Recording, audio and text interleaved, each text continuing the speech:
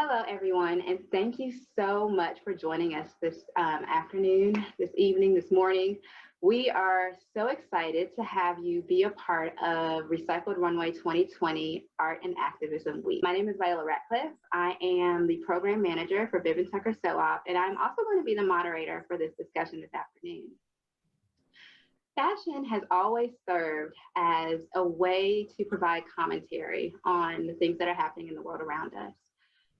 In so many ways, the fashion industry and designers, artists, influencers, models have been able to utilize fashion to give voice to causes, to issues that are affecting our communities and affecting our world.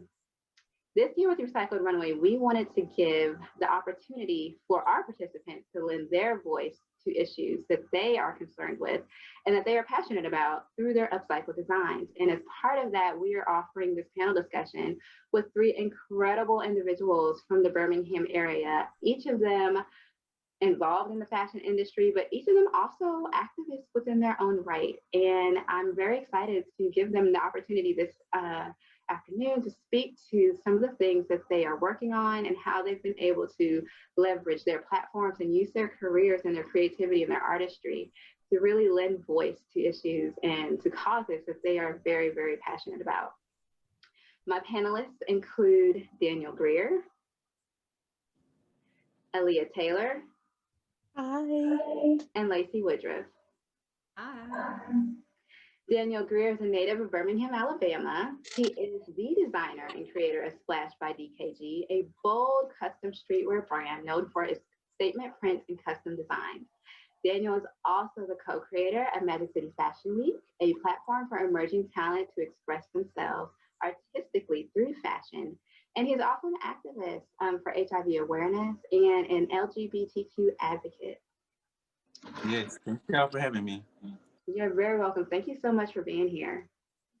Aaliyah Taylor is a Birmingham artist and the creator of Exalting in Beauty, whose purpose is to create works of art to enhance and exalt the beauty of God's creations. She is a library assistant at the Homewood Public Library in Homewood, Alabama.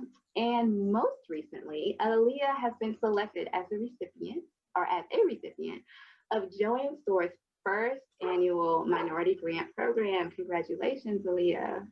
thank you, thank you. And Lacey Woodruff, also a native of Birmingham, grew up right here in Homewood, is the creator and director of Basic, a slow fashion shop in Birmingham, which is focused on thoughtfully designed, small batch staple apparel. Basic sources and curates ethically made garments from emerging and established independent designers. And they only partner with brands that disclose their production processes and work with transparent supply chains. So thank you, Lacey, for being here. For having me. I want to thank all three of y'all for being a part of today's panel. I'm very excited to speak with you guys on these topics. And I just want to go ahead and jump right in with the first question of the day. And it's about the year that we're currently living in now, this year called 2020. So as we all know, 2020 has been a year like no other. We've experienced the global pandemic. We have also experienced the global social justice movement and Black Lives Matter. And an election unlike any election that this country has ever seen. So I want to first start by asking you guys, how are you all doing in the midst of everything that has happened this year, in the midst of everything that has probably happened in the past 24 hours? And how has 2020 affected your views on fashion and activism, or even your relationship with it? And Lacey, I'll just start with you. How are you doing right now with everything that's going on? You know, if you'd have asked me that question like 48 hours ago, I probably would have been like, but now I feel great. I know. You know, it's been a really challenging year, right? It's been super challenging for everyone, but it's also been a really cool year in that we've seen more creativity, more flexibility in business and how we do things and how we approach stuff and how we connect with each other and with customers and with people all across the world. And there's a lot of beauty in the actual community that's staying at home together, actually created and forced, you know? So like, it's been a mixed bag, right? Like some days have been bad and some days have been good, but the last 36 hours have been great. I feel you on that. Yes, we've had personally a wonderful 36 hours. I also want to ask you about how this year possibly has affected your views on fashion and activism, or your relationship to fashion and activism. So I think I got to a point a few years ago where I just decided that that business should always be more than just business, right? Like there should always be more to what we do, especially if our work is going to be our lives. Like it needs to mean something.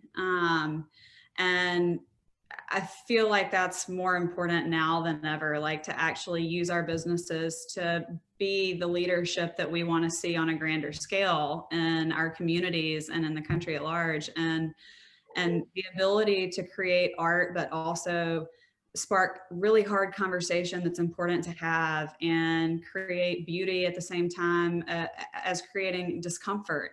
But using fashion and business and art and creativity as a means to actually create progress. Yeah. And I think that my relationship with that is only strengthened this year because it's been embraced so much more this year. Yeah. Like our types of businesses are what are going to be cool going forward. Like it's going to be cool to shop from people doing good things. And that is so awesome. Yeah, for sure. Most definitely. Daniel, I also want to ask you the same question, especially because you have always worn your causes like on your sleeve. Like your clothes in so many ways are such a literal and virtual representation of the things that you care so much about and you want the world to be aware of. So of course I want to ask you how you're doing, but I also I would love for you to speak to how this year has affected your views on fashion and activism. Well, much like Lacey just said, the last day or so has been it's been that glimmer of hope that we all needed. This year has been, depending on how you look at it, I mean, it's definitely had its good and bads. It's been very layered. Like a lot has happened, but we're forced to be home. We're forced to have very uncomfortable conversations about some of the things that we need to be talking about. That's not going to be a cool thing. That's not going to be something that we want to do, but we were forced to do that at the start of a decade. And I think that was extremely vital. I don't think the whole world is going to change, but we are making great progress to more equality in an inclusive world, which I've always been down for that. How it's affected my brand, though, is interesting because a lot of the things that went on this year with like the racial injustice and the police and all these things, I had done a lot of work that I felt good about prior to what happened now. So I actually kind of sat back and was able to kind of take in how everybody else was processing it. And it just looked a whole lot different this time too. I didn't get out and protest and do things like that, but I wanted to, I don't know, this year for me, it was like feeling what I was going through. So I've done a lot of journaling, a lot of soul searching, and a lot of just really making sure that I'm serving my purpose through this brand and serving the people to the best of my ability. So I've been watching, I've been, trying not to go down a depression hole with anxiety through the roof. It really felt good yesterday here in Atlanta to drive down Peachtree, and people are like having an unofficial parade. You see the pride flags, you see people they're not afraid to approach each other and celebrate each other. They didn't care about coronavirus. I mean, people had their masks on, but it really felt good. And that's what I missed and didn't know that I needed. Well, I knew that I needed it, but it really felt good to even have that little bit yesterday. But I do feel like going forward, things will be better and we'll all be better for it if we want to anyway. Yes, thank you so much. I completely agree with that. It was really incredible seeing, I was actually in Atlanta yesterday afternoon for a moment. And so I kind of witnessed a little bit of that. But then when I came home and turned on CNN and then also seeing throughout the country, the spontaneous eruptions of just like joy in the street was incredible for me. And I didn't realize how much I needed that until I saw it and was like, wow, this is what we've been missing. Like this was what we needed. Community was really built I'm sorry. during this time. Community was really built during this time, and that's a beautiful thing. Yeah. Yes, yes. And even speaking of community, Aaliyah, I would love to talk with you about the same thing. You are very much tapped into the artistic community here in Birmingham, and you are also an entrepreneur, and you're someone who creates beautiful, beautiful works of art that for so many of us who buy from you, support you, absolutely follow and love what you do. We wear your works and we love your art because they give us that sense of joy and hope and beauty. And at times, sometimes we don't always feel that, but we're just trying to emulate that into the world. And so I would love for you to speak on the same question. How are you doing right now? How has 2020 been for you? And how has it affected your relationship with art and activism and fashion and activism? Wow. So for me, I guess I have to agree with both Lacey and Daniel when how 2020 has had its good and bad. And I think for me, especially with not even so much with the pandemic, but the pandemic and coupled with racial pandemic, it really, and when Daniel said it, I was like, oh my gosh, that was me, because I realized that I've been numbing myself. There was a moment because everything was happening the same thing, day-to-day routines was still going in 2019, that I just was like, I didn't get a moment to feel. And so during 2020, I realized that I was suppressing a lot of things and putting on a facade as if everything was okay. And I think I had to realize that everything is not okay, and it's okay to not be okay. And that revelation helped me kind of shift my perspective of 2020 and not viewing it as a year of harm, but as a year to, if I can find my way to leap over obstacles, and if not leap over them, figure out a way to get around it some way or another. And especially in dealing with, and I actually got serious with my business in 2020, because the question was, will I have my full-time work? It was like, will you be able to go back to work? Because the library and funding is always tied up into city government, and even if it needs to be sometimes state government. And so that's when I got serious. And when I started learning and finding out more about branding and about fashion, I realized that this is another platform to use our voice. And for me, I also didn't go out to physically protest, but I realized that I was able to find a way to protest, whether it was creating works of art in spite of everything, because I realized that sometimes we can allow the anger and unrest, especially being a Black woman and a person of color, that sometimes I can just get paralyzed and not do anything and just sit in my anger, sit in the sadness of what's happening.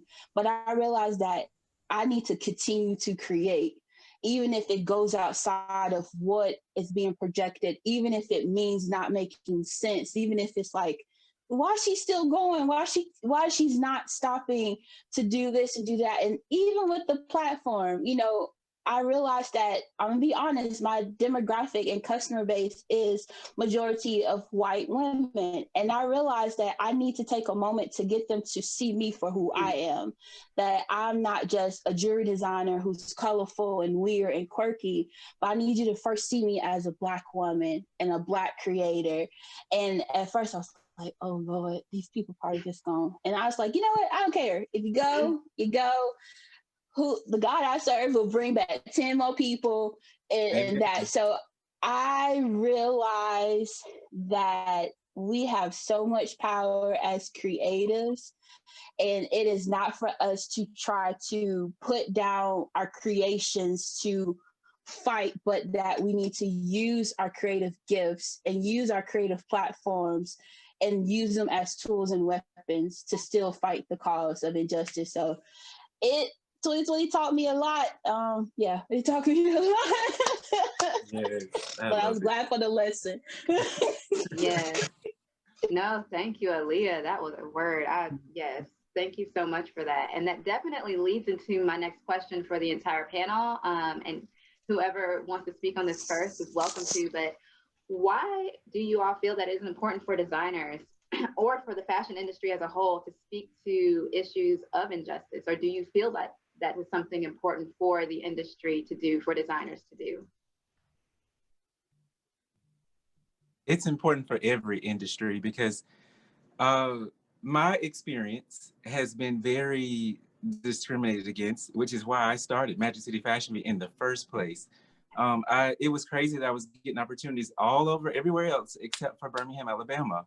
And I didn't want to accept that it was because, you know, I'm a little brown boy or I'm a little gay boy or whatever it is.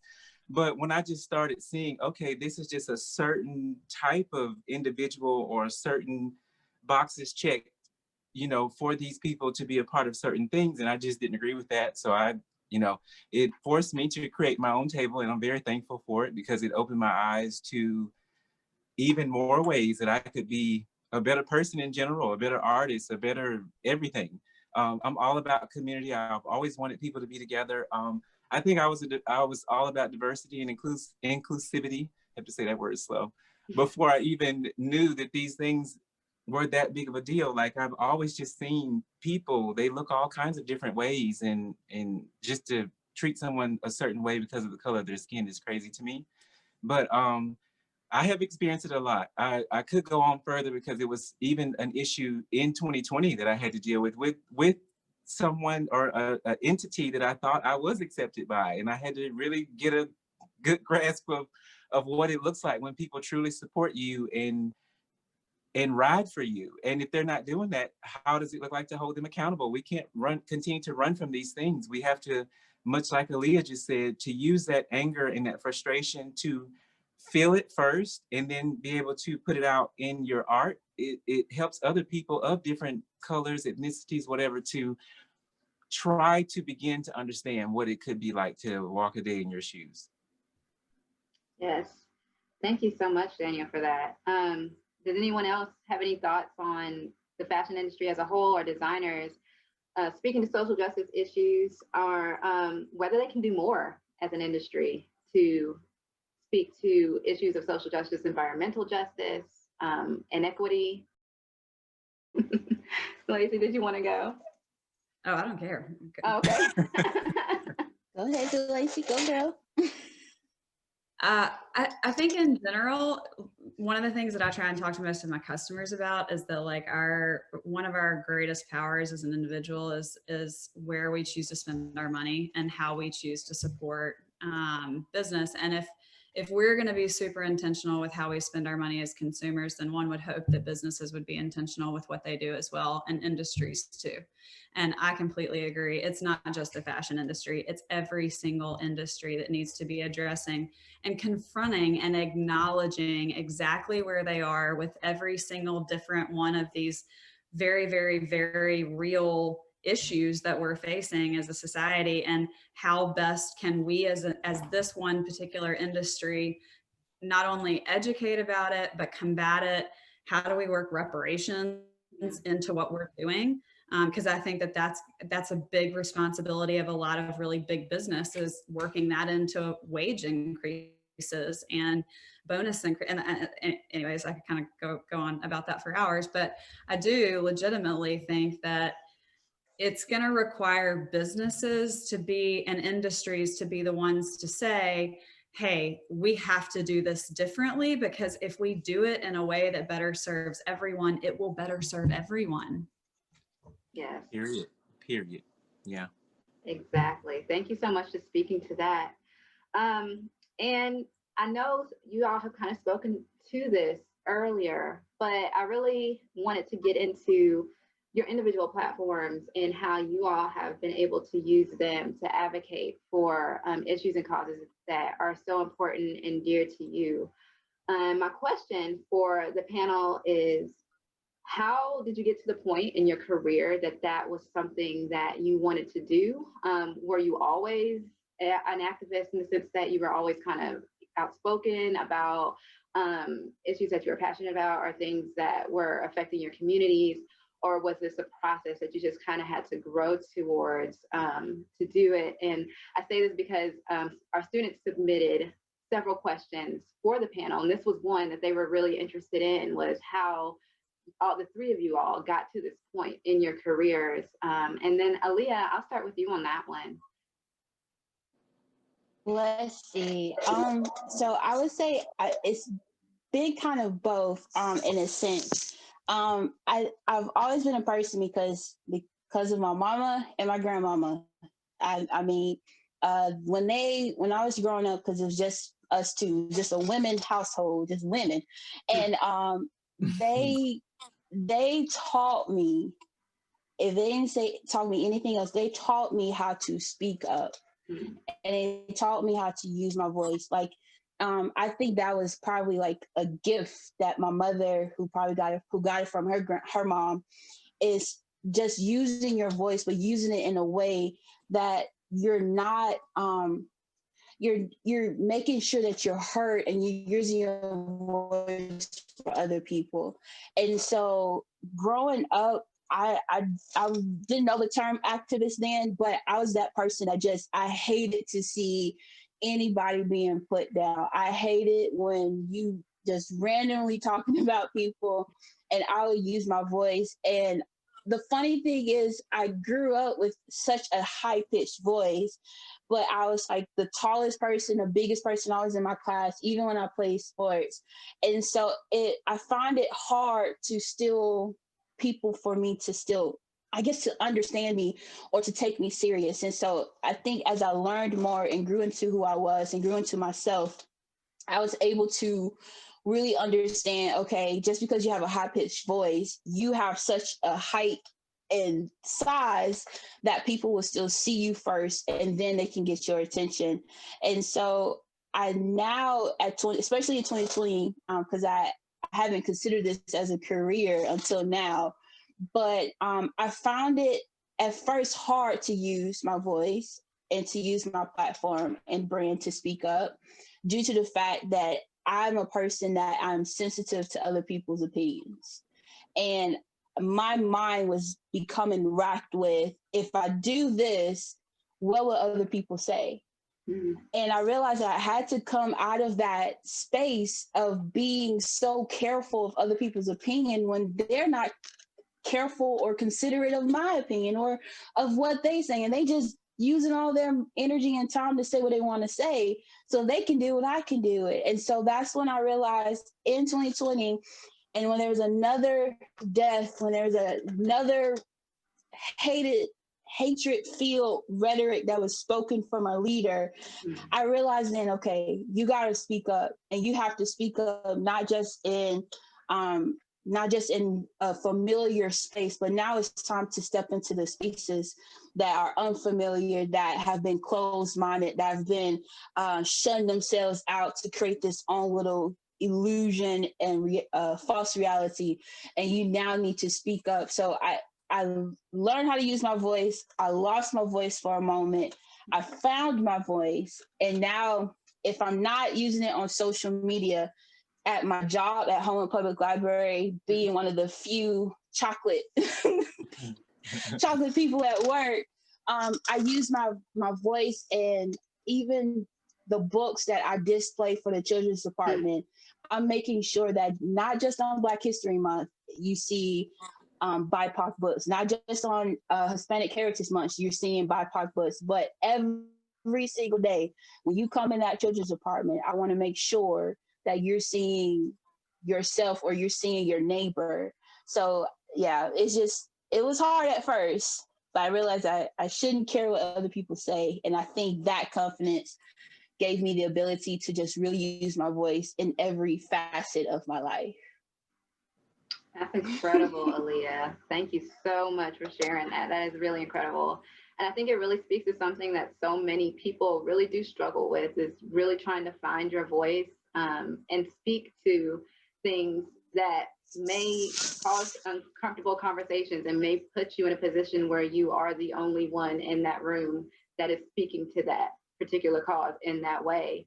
And that's something I've even had to I've struggled with my entire life, because I have always been someone who kind of wanted to go along to get along. You know, I always just didn't want to cause too many rifts. And you get to a point that you're just like, look, this cannot keep happening. And especially not just for myself, but for the younger people coming up after me, like this world will not be the world that is today for that generation. We have to do things to make it better. My children will not grow up thinking it is normal to hashtag the name of a Black person because they were killed. That's not gonna happen. Like if I can do anything to stop that.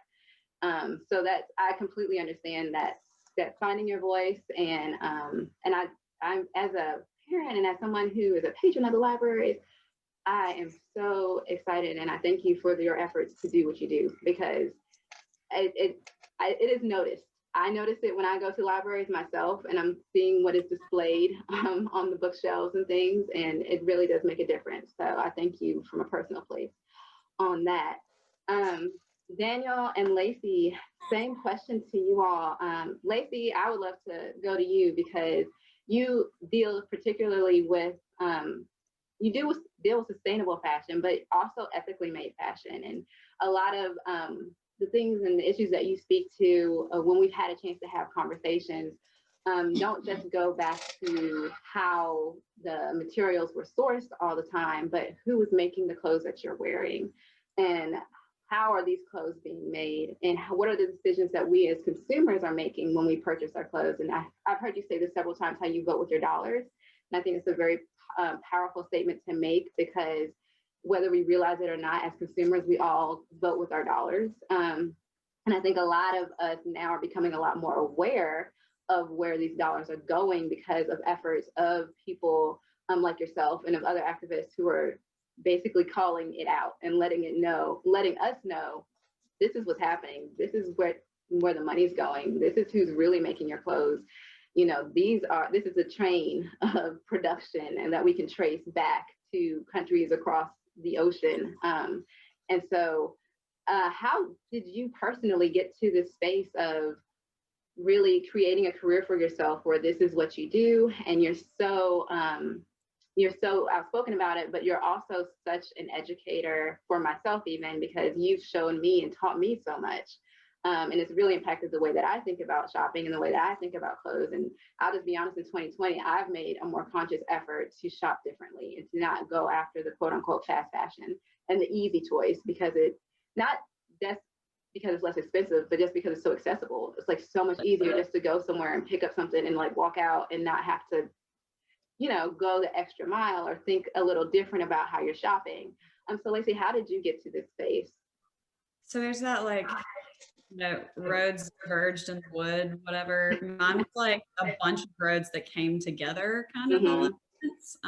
Like I've had the same value and belief system my whole life, but growing up in the South, like the application of that is clouded sometimes. Like I always used my voice, but I didn't necessarily have a platform that I knew how to use, and I didn't know what the tangible application of that was, right?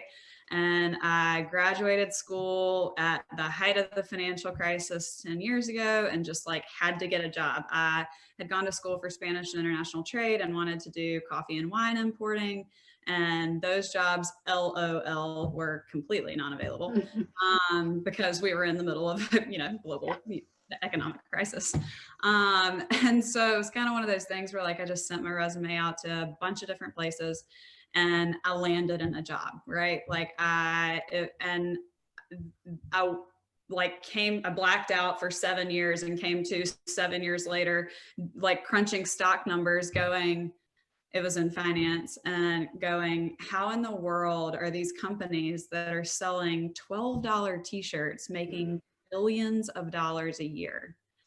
And so I had gotten a job in finance and I was a financial advisor, and it felt from the beginning very gross to me. And I wanted to do it in a different way. And I wanted to approach financial planning and financial advisory as something that is a friendly thing that doesn't take advantage of its clientele. But I was inside of a very, very, very old Birmingham country club kind of a situation, and like felt my voice shrinking, like slowly but surely felt it shrinking as I'm gaining all of this knowledge about how in the world does a company sell $12 t-shirts. And it went from Thailand to the UK to Atlanta, to a distribution center in Wyoming, to Nebraska, and they sold it for $12. Like, how did that happen? And then this company just reported earnings of XXXXX number of dollars. And whilst my voice was shrinking, right, there was a presidential election about to happen. And I was also coming up on my 30th birthday, and I had a total existential crisis after watching The True Cost. Yeah. So for those that don't know what it is, it's a documentary. I think it's still streaming on Netflix, but it was made 7 or 8 years ago. And it was about the Rana Plaza factory collapse, which was a Bangladeshi garment factory that there had been reports that it was very unsafe. The employees had asked to leave. Management bullied them into staying, and almost 1,200 people were killed as a result of it. And so there was a documentary made about not only that catastrophe, but also what the reality of the life of a garment worker is. And I got to the point where it was like, I can't be somebody that does believe in basic human rights, right? Like, that's where the name of my company comes from, is basic human rights. So I can't be somebody that believes in basic human rights and participate in the economy in the same way that I am right now. And I was like, I can't shop from these places anymore. So where am I going to buy clothes? And that's when I really started I was learning about growing my own food at that point too. So vegetable gardening and whatnot. And I just started trying to be a lot more intentional with where I was getting my stuff. And when you do that, you genuinely end up with like higher quality things. And because they're typically craft and artisan driven, or they're locally sourced, they're of a higher quality in general. And maybe not even locally sourced, but intentionally sourced. And I wasn't at a point that I could quit my job financially at that point in time. So I just started buying from all these designers that I was finding, that I was like, okay, these are clothes that I can wear both. And I was sick of having my nasty, horrific, like ill-fitting corporate America wardrobe, and then like what felt like my weekend wardrobe, right? Like I was like, this is stupid. I'm sitting behind a desk every day. Why can't I wear what I want and what feels good to me? And what feels good to my conscience. And so I started getting compliments on all the things that I was wearing, because they were different, they were unique, they were really cool, you know, and was like, oh, wow, wait, I could actually make this a thing and use clothes, which people consider so shallow and vapid a lot of the time. And it's not. Like, fashion is art as much as any other artistic medium. And if we can use it, if I can use it to create a platform where I look a certain way, right? Like, people that look like me, I'm more palatable to begin with. So I can wiggle into their conscience with these conversations about stuff that legitimately makes us think. And it became like I can't not do that anymore. Like I said, I was coming up on my 30th birthday. I had an existential crisis. I walked into my job one day. I was like, I quit. My husband was like, couldn't we have had a conversation about this? And I was like, absolutely not.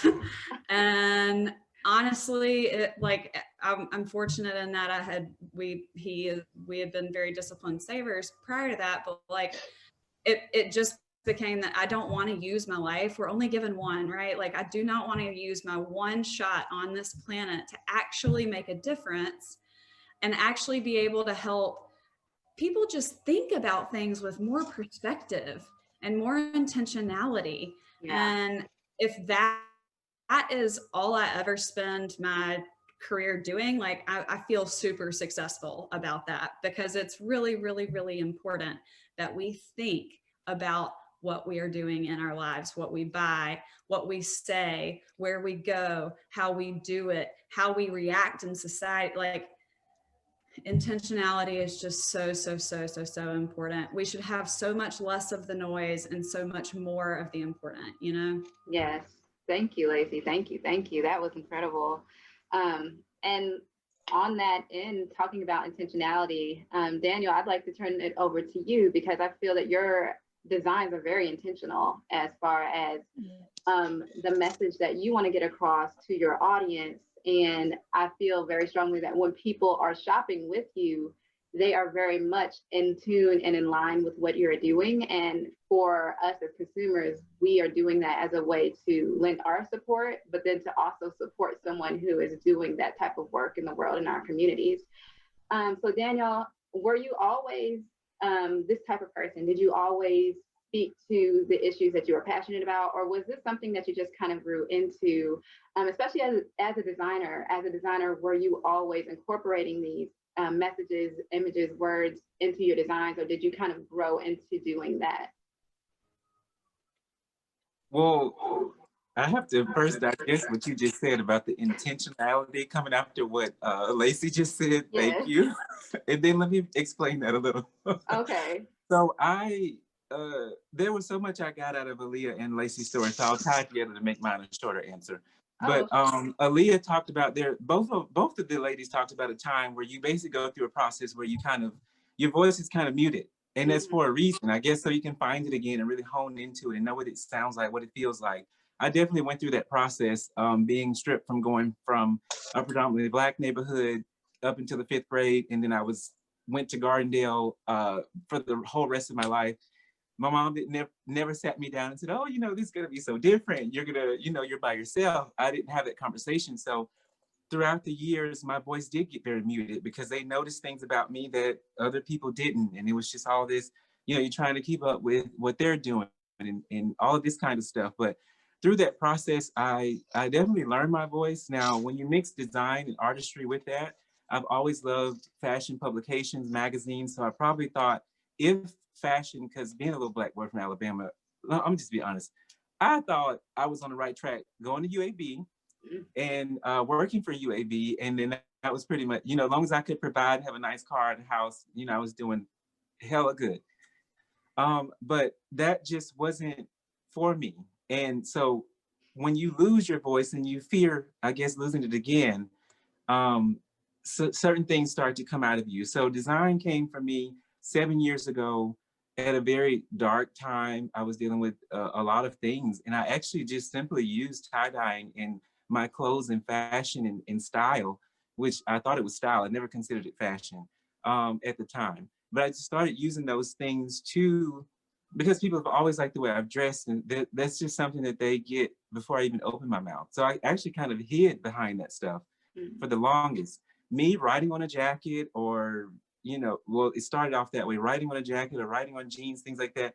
That was my way of kind of slowly coming out of my shell to say things, other people would wear it. So they, if the questions came, then, typically you can kind of finesse it or whatever. But there was a huge message behind how I even started this brand that it took me 7 years to really, really come out with. And that's been something that I guess it needed a life cycle for.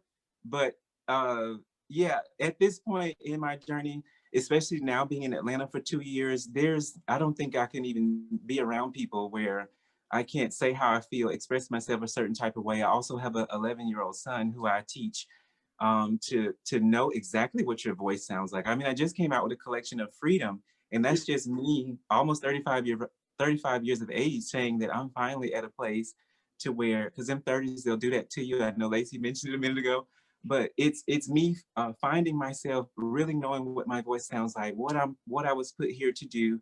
And that continues to unfold, but I'm very intentional about that message, who gets it, because there's a lot of times where you want to give up on this crap. I mean, it is exhausting. It's so much, and then you deal with all the external factors, but I didn't go to school for any of this, so I'm just figuring it out all by trial and error. So the messages that you see going out from now will probably even scare me a little bit, because courage and then freedom, those have been very intentional things in my life. They've come out through collections. But the more I feel and go through things and truly feel what that feels like and what I want to say, I'm interested to see what that's going to look like. Because I think everything that I've done prior to, we can just forget about it. Like this, where I am now going forward is really going to be what we have to worry about as far as the things that I have to say, because growing up in a Black family, and I'm not putting this down at all because I love being Black and I love my experience, but there's just a lot of things that we do not talk about past. If we do talk about them at home, we definitely don't talk about it outside. And so those are more of the conversations that I would like to start having, the ones that will be life or death situations. Yes. If we don't change that narrative. So I hope I answered your question. No, Daniel, you definitely did. And I thank you so much for speaking to it and to where you are right now. I think that's interesting for me, especially because as someone who doesn't necessarily design clothes, and I consider myself to be a consumer who shops. And so I don't go into the shopping process having a designer's eye, I guess I would say. But I think a lot of times we will see what has been created and sometimes tend to put that designer in maybe even a box in a sense of thinking, oh, okay, that's that designer's aesthetic because that's what we know them for.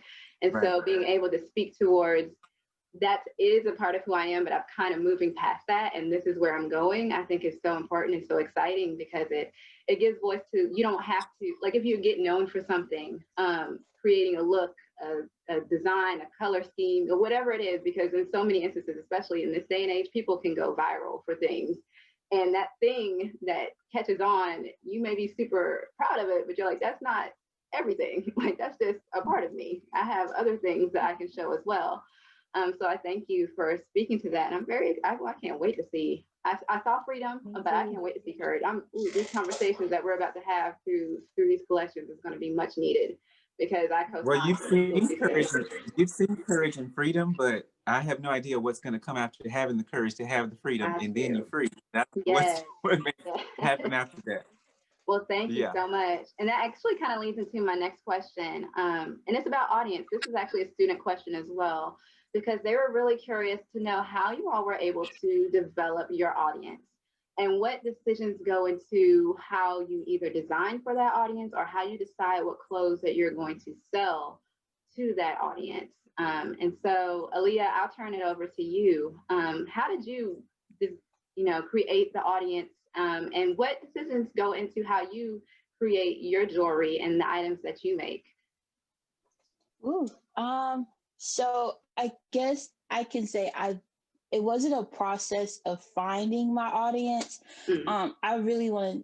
I'm just be completely honest. It was just like, it fell in my lap because I was it was one day my dad was talking and sometimes I tune him out, but it was one particular conversation. He was talking about barbecue and I was like, oh gosh, okay, tune him out. But he was talking about, because he lives in Atlanta and he's from Atlanta, and he was thinking about opening up a barbecue place. And he started talking about demographic. So he says, based off the stereotype, barbecue will be more connected with the African-American community. But he says, but the barbecue that I want to cook, he was like, I want to do gourmet fancy. He says, I want to look to an audience that can have such a mix that I can get more for my buck. And I was like, wait, what? And so he was like, you have to pay attention to your demographic. And I was like, that makes no sense, but it's that. And so when I really got serious with creating my jewelry, and I really had to, Woodlawn Street Market really helped me. It showed me who I was, because when my mom first started with Woodlawn Street Market, and I was so proud of her. And so she's like, you should just, the next one, since you'll be here, just go ahead and just have some of your pieces that you made. And I had a little snack tray. And I said, I'll just do the snack tray and the whole table is yours because I don't want to take away from what you're doing. And from there, when I started seeing how people were just captivated by the colors, and I started paying attention to who my audience was, because at first I was afraid that kids and children and juveniles would be my audience, which I love the kids. I love the kids, but I wanted to speak to the young adults my age, and even to older people, to get them to come outside of that box of, this is my style, this can't fit because it don't match. And the more that I grew into who I was, and inside and out, And the more I just didn't care about how I look, I just wanted to express myself in the outward, where you see the color, you see the passion, you see everything outside.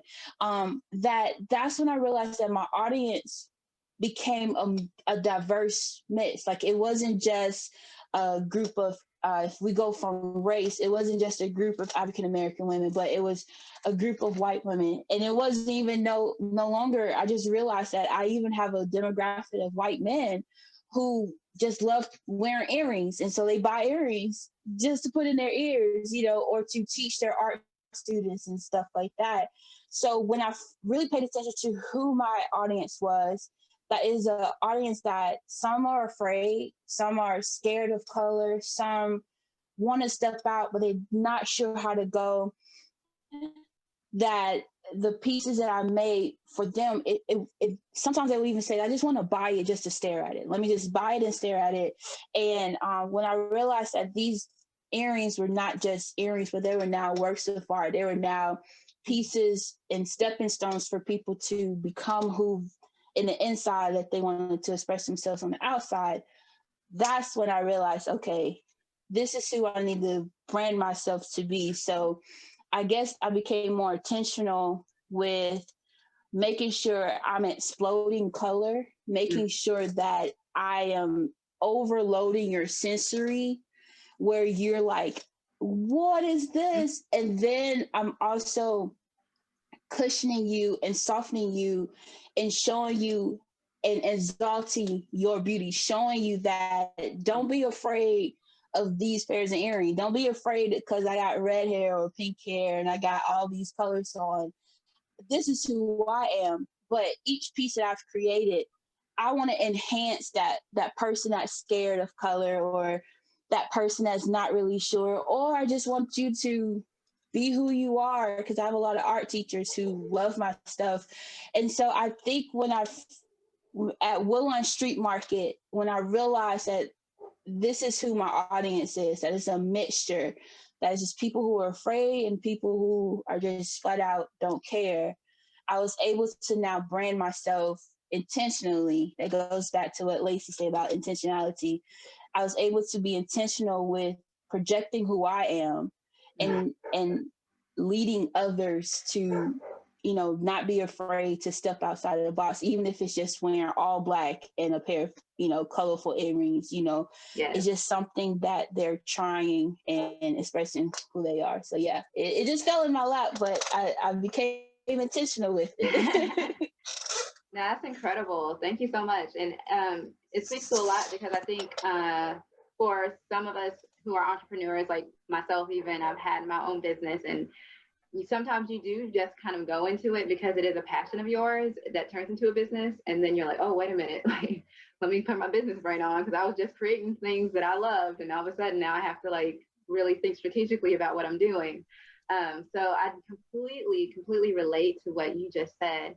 And Daniel, I'd also like to ask you the same thing, but I also, in addition to asking about how you were able to create your own audience or develop your audience, another question that came through from the students is designing for retail versus designing for individual clients. And so Daniel, I do know that you do take on individual clients from time to time with your designs.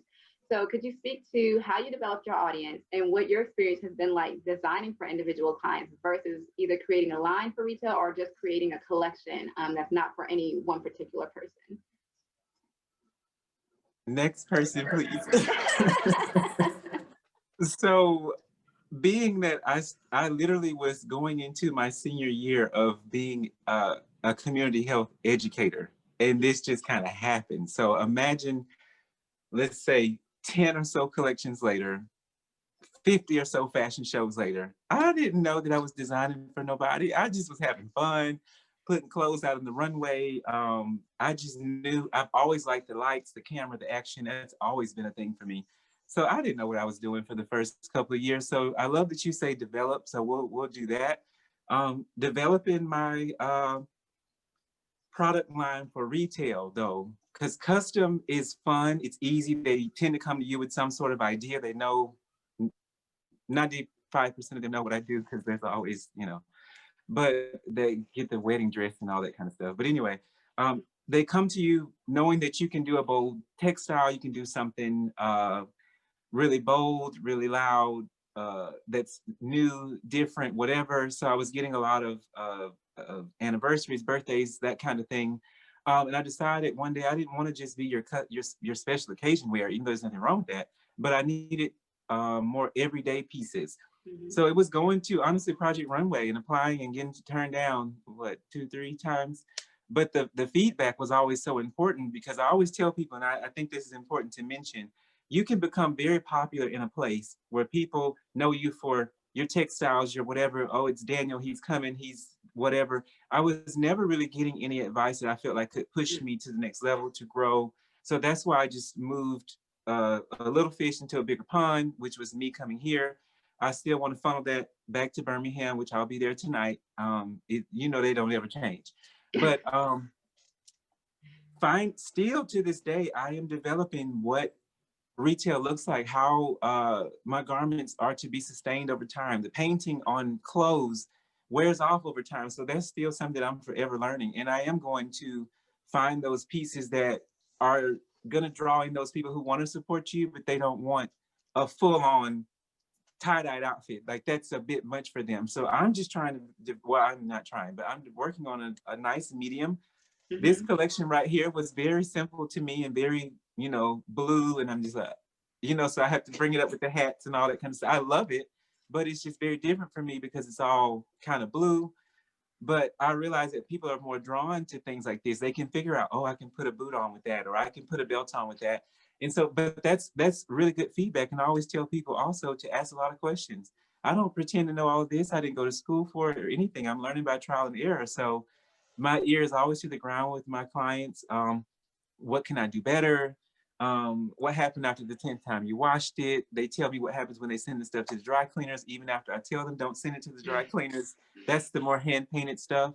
But it's, as long as you're willing to learn, I just feel like you'll get there eventually. If you're patient and willing to learn, you'll get there. But my audience, I'm still defining who that, I mean, I could tell you who it is, but I also want that to be everybody, because I feel like everyone can make a statement and make a splash. It's all activism to me. This is a part of activism. Fashion is extremely, extremely powerful. Like Lacey said, if we're buying $10, $12 t-shirts every time we want to go out or do something, then you're just creating for one, you have no wardrobe. That is not a wardrobe. You have no statement pieces, no raincoat, no nothing to wear on an interview, to a funeral, to a wedding. And that type of education, like we're doing way more than design. I think I even stopped calling myself that. I don't know if you noticed, but I'm the creative director of Splash by DKG. So I do the whole house of everything. And that's a lot of educating people that when you buy a more expensive denim shirt, this will last me forever. This was like a $60 Zara shirt that I just wore a couple times, put a print on, and it will last me forever. Zara is fast fashion, but it's a little better because you can get some pieces that will sustain you from places like that. But yeah, I'm still developing it. Probably will always be. But they keep coming to me, even when I'm like, I don't want to do this anymore. They come and find you. So, hey, this is the work of the Lord, if you ask me. Yes. Yeah, thank you so much for speaking to that. And Lacey, I have a similar question, but a little different, because you also definitely work in retail. And so you are often buying from designers and selecting items to feature in your shop.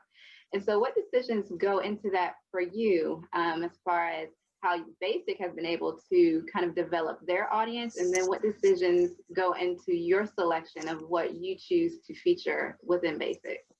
Okay. I will say, from like a audience standpoint, I've kind of always said that our audience is anybody that cares about where their stuff comes from. So however you want to define that, I guess. And we just hope that they come to us. I don't know. Yeah. But in terms of how I source, I mean, so to begin with, like like you said, I think when you introduced me, we only source clothing from ethically made ethical makers, and we only partner with folks that have fully transparent supply chains. So if that automatically cuts down a lot of designers, right? So, and everybody's got their own mandates for this. So like, just because it's what I do for me doesn't mean that all retailers are like this. I don't want to freak out everybody, like this. But so for me, I've already got like that one thing that immediately weeds out a very large portion of designers. And it also naturally kind of lends itself to being indie brands and really and truly artisan crafted apparel and accessories and shoes. So I started sourcing those, and this speaks to audience, right? Like I started sourcing via Instagram when I started my business.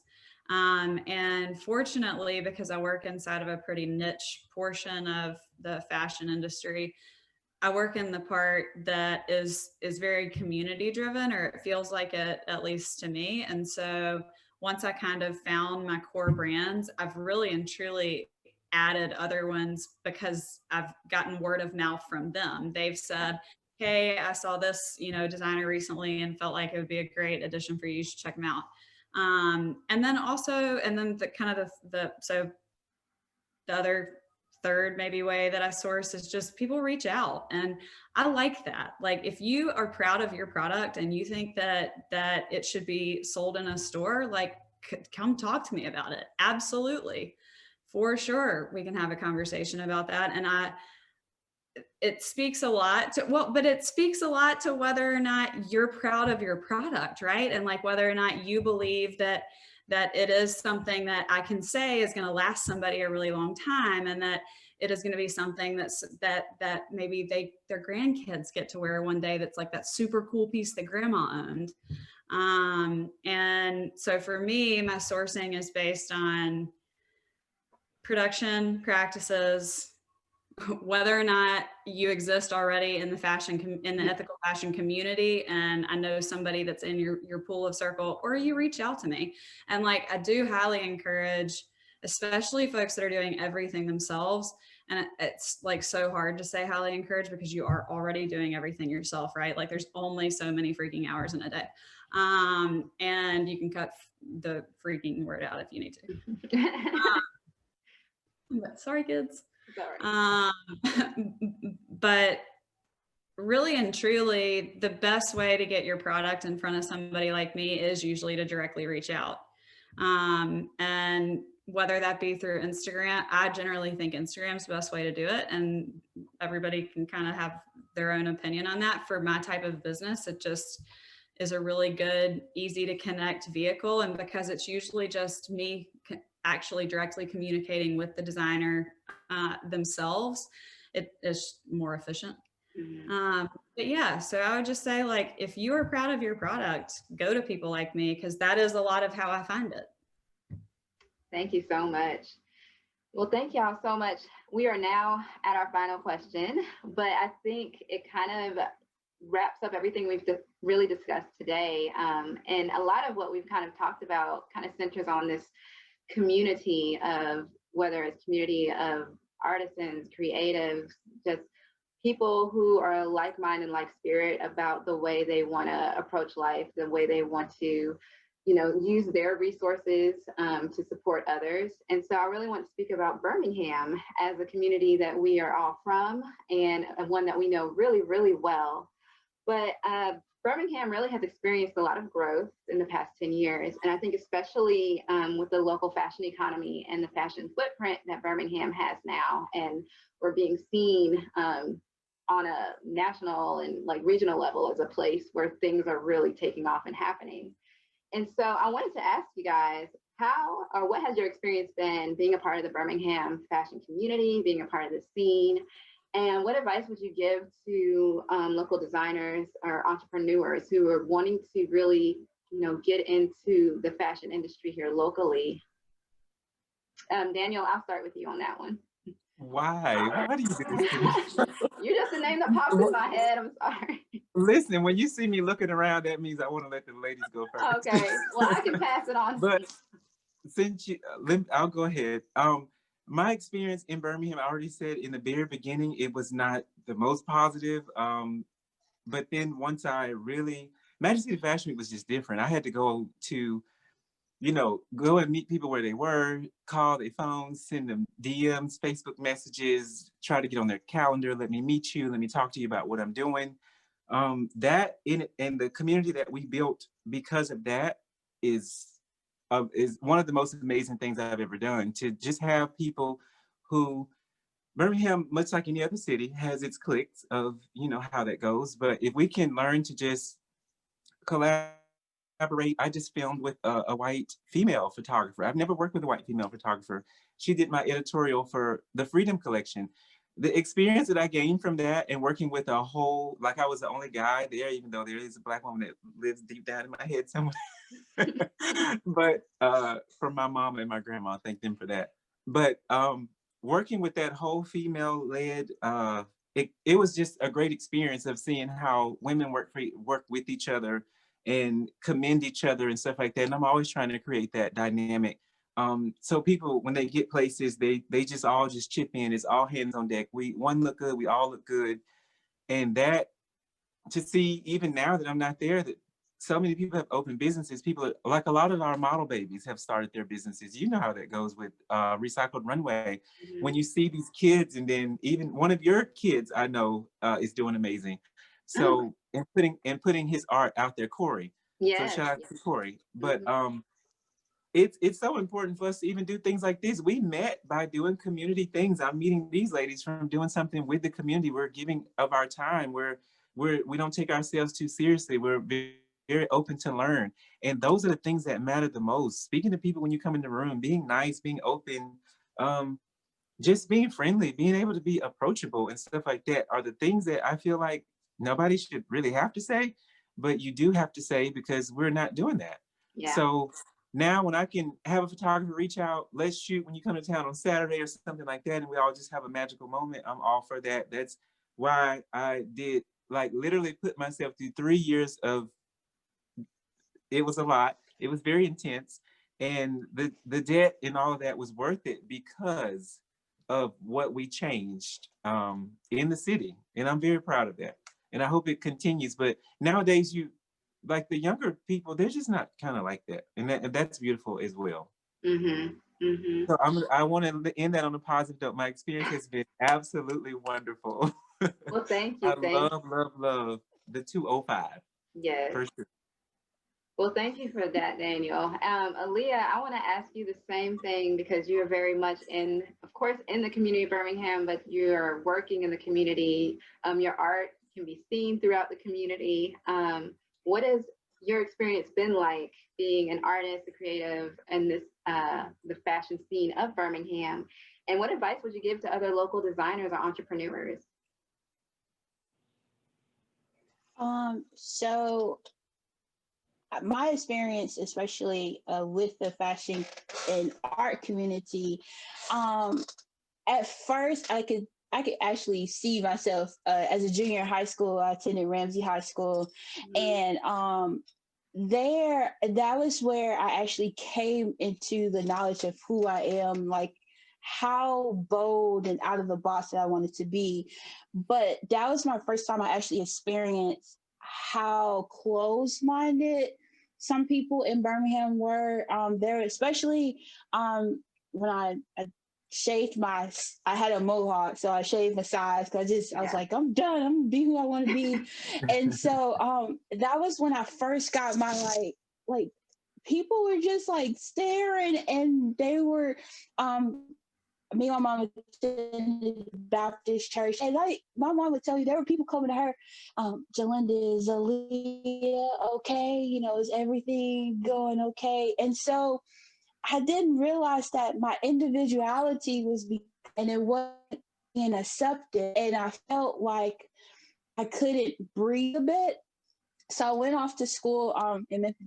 That's a whole nother story. But when I came back home to Birmingham, and when I had the experience, had some hardships, dealt with trials and tribulations, and came back knowing, okay, I'm Aaliyah, I'm an artist, I'm gonna do what I want to do, this is who I am, I'm not gonna change. And I tried to come into the art scene in Birmingham. It still was closed-minded, and it was a little hard for me. As Daniel said, it's some clicks. You know, you would never think it, because as an artist or as a creative, you think there is I'm gonna have to say it slow too, inclusivity. You think that all are welcome, but it felt like I was having to put out headshots and a resume of saying, this is who I am and this is the type of art.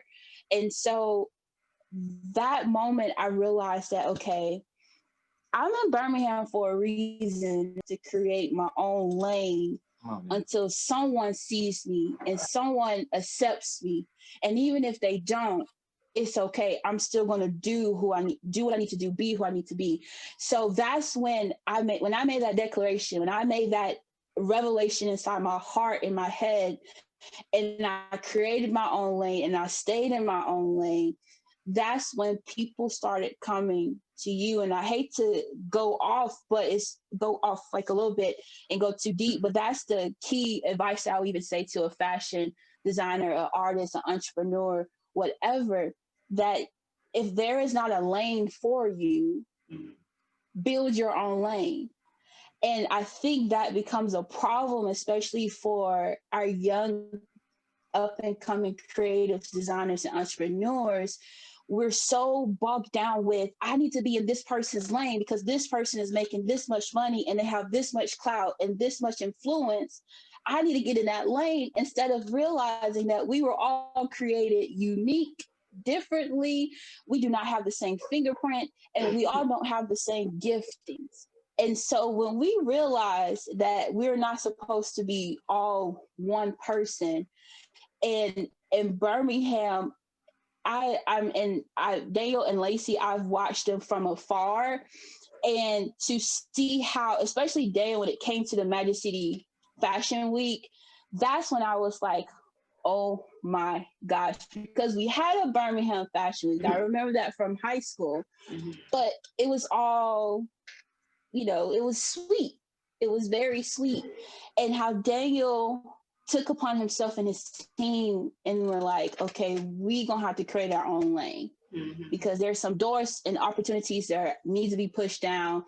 We don't feel like pushing that down because that's them. So let us create our own lane. Lacey creating her own lane to do what she needs to do to push sustainable fashion, to push people's stories and origins of clothing and fashion, not just to sell, but to show people that behind the dresses, behind the pants is a person, and behind the threads is a person's love and passion. And so my advice is to be you, and to embrace your individuality, to be intentional with who you really want to be and what type of business person, designer, creative you want to be, and build your lane. If it's not there for you, especially in Birmingham, we've grown, but there's still some closed people say, okay, I'm gonna put you to the side and let me get some asphalt and build my own lane. So that way, when you're ready, you can see me,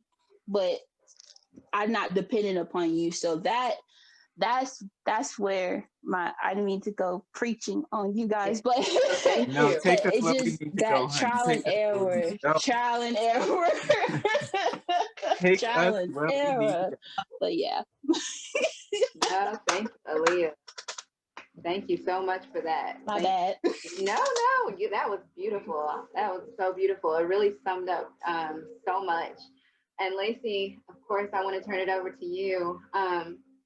Your experience in Birmingham as a business owner, as someone who really kind of, in my opinion, created a business lane, created a platform that I hadn't really seen in Birmingham until I became familiar with Basic, on the level that Basic is doing it. So what has your experience been? And then, what advice would you have maybe for someone who's looking to open up a retail business, maybe who's interested in sustainable fashion and they live in the Magic City and they're trying to figure out how to go about doing that? So I very much am going to parrot Aaliyah, like build your own lane. Yeah. Like one of the most incredible things about I feel like the younger generations are that we are not necessarily as confined by the boxes that society like set out for us ahead of time. Like we were raised inside of them. And then we all came into our adulthood consciousness and we were like, whoa, don't like that. That is not serving me, which means it's not serving anything else, which means it's not serving anything greater. So yes, the building your own lane and doing and buying into the lane that you're building. Like you have to have as much confidence in what you are going to do and what you have to offer as you want other people to have in yourself. And so for anybody wanting to start or entrepreneur anything, I think that you've got to do you. Yeah. We have a sign in our store, a neon sign that says "You do you," and it was because it took so long for me to do that too, right? And the funniest thing about this entire group of people right here is that the reason that people are interested in what we're doing is because we are true to ourselves. Yeah. Yeah. Because we are true to what we believe in. And we use our businesses as a means to convey all of that. And so as an entrepreneur, you've got to believe in what you're doing. You have to believe in yourself. And if there doesn't seem to be a straight path forward, make your own. And as far as in Birmingham is concerned, there are so many things that have changed in the last decade that are really, really wonderful. And I'm so I am here for it. I can't wait to see it continuing to grow and develop and change. But right, there are some realities about where we live that still exist. And within inside those, we don't have to live by those rules. Like we can create our own. And the freedom of that knowledge will allow you to be successful as an entrepreneur, even if you fail. As an entrepreneur, as a retail business owner, as a maker, as a brand, as a designer, whatever it is. It's like super important to buy into what you are doing. And especially in Birmingham too, there really is an ultra supportive community if you figure out how to connect with it. And it's that whole intentionality thing, right? And good leads to good. Like it's like magnetic, right? Like it all eventually pulls together somehow, some way. And I have found that that magnetic community within Birmingham is exceptionally supportive. And that is a really, really special, very cool thing about our community. Thank you. Yes. Lacey, thank you so much for ending with how supportive Birmingham is, because still to this day, I go not 1 week without some support from my city where I'm from. I feared that when I left. So I was like, they're going to forget about me. But Birmingham is extremely supportive. Yes, especially when you know you kind of have it together. This is what you're doing. You're serious about it. They will support you. Yes. That is a huge thing to loyal. Yeah. Yes. Loyal. Yes. I completely agree. Thank you so much for the three of y'all speaking to that. That's one of the things that I really do love about Birmingham is that we are a city that's big enough that there are different pockets and things that you can tap into, but we still have that community feel. And like y'all spoke to, people are supportive, and when they love you to death, and they will follow you to the end, and we will root for you. Yes. And we are here for everything that y'all do. So that is so incredible about Birmingham. Is whenever, like Lacey said, good goes to good. And when we see something good and we see you're trying to do something, we're like, what can I do? Who can I tell? How can I hashtag? Mention, like, where do I shop? Even if all I have is $10, like I will buy that $10 thing because I want you to know that I'm here for you. So I love that about Birmingham so much, and it's contagious. It like rubs off on people because I'm not even originally from here, and I've gotten it now, and I'm just like, girl, I love you. I'm gonna shop with you, maybe not today, but I promise. Wait till Christmas comes around. Like, yes, you will see. Yep. So thank you guys so much for being a part of this conversation. Thank you all so much for being so supportive of Bib Tucker Sew-Op and of our Magic City Seams Junior program. Thank you for being a part of Recycled Runway 2020 Art and Activism. This was a phenomenal conversation with the three of y'all. I am so excited because I know this won't be the last time that the four of us are in conversation together, and I cannot wait to see what each of you all do in 2021 and the end of 2020, because I just have so many, I just know good things are just bound to happen. And I thank you all again for being a part of this. Thank you all so much. For the audience, have a wonderful rest of your day. You can find Bib and Tucker Sew-Op on all of our social media. We are on Instagram and Facebook at Bib and Tucker Sew-Op, and you can also visit our website, bibandtuckersew-op.org. And so we hope that you like and subscribe to this video, to our social media handles, and support what we're doing here in the community by letting sewing be a mechanism to create positive change in the world. So thank you all so much. Thank you, Lacey. Thank you, Daniel. Thank you, Aaliyah. Thank you so much for having me. Thank you so much. Of course. You all have a wonderful, wonderful rest of your days. And thank you all for tuning in tonight. Thank you. You have to get that coffee sometime. Yes. Yes. So that's happening. That's happening.